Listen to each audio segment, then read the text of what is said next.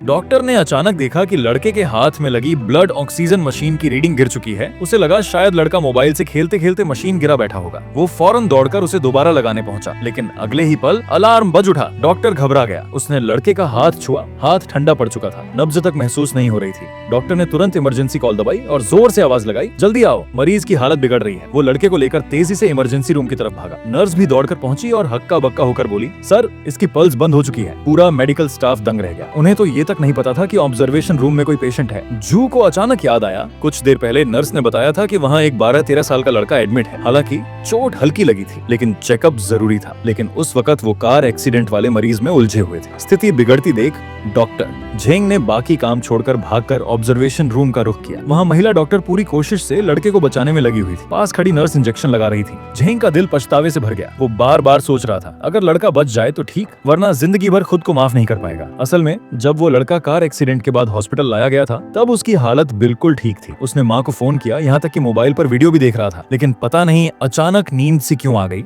और फिर सब खत्म हो गया। आधे घंटे तक डॉक्टरों ने जी जान लगाई, लेकिन किस्मत को कुछ और ही मंजूर था। लड़के की जिंदगी की लौ बुझ गई। कुछ देर बाद लड़के की माँ हॉस्पिटल पहुंची। वो यकीन ही नहीं कर पा रही थी कि अभी अभी जो बेटा उससे फोन पर बात कर रहा था, अब उसकी ठंडी लाश बन चुका है। उसके गम से भी ज्यादा था उसका गुस्सा। उसने तुरंत असिस्टेंट से कहा, डायरेक्टर को बुलाओ। तभी सबको पता चला कि वो औरत असल में शैन है, हॉस्पिटल की सेंट्रल बजट हेड है, यानी हॉस्पिटल के बड़े फैसले उसी के हाथ में हैं। डायरेक्टर ने घबराकर उसे समझाने की कोशिश की, लेकिन वो सुनने को तैयार नहीं थी। उसने गुस्से में कहा, मेरे बेटे की हालत ठीक थी, होश में था, उसने मुझसे बात की थी।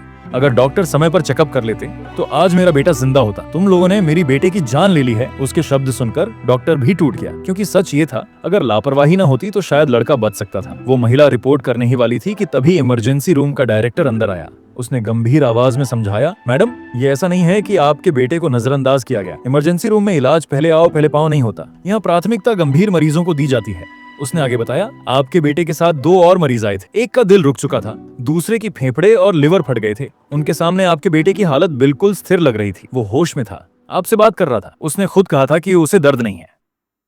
ऐसे में आप ही बताइए, डॉक्टर किसे ज्यादा खतरे में मानते? शायद डायरेक्टर की ये बात उस औरत के दिल को छू गई। उसने आखिरकार हॉस्पिटल पर केस नहीं किया, लेकिन ये हादसा झेंग के लिए जिंदगी भर का बोझ बन गया। शायद वो खुद को कभी माफ नहीं कर पाएगा।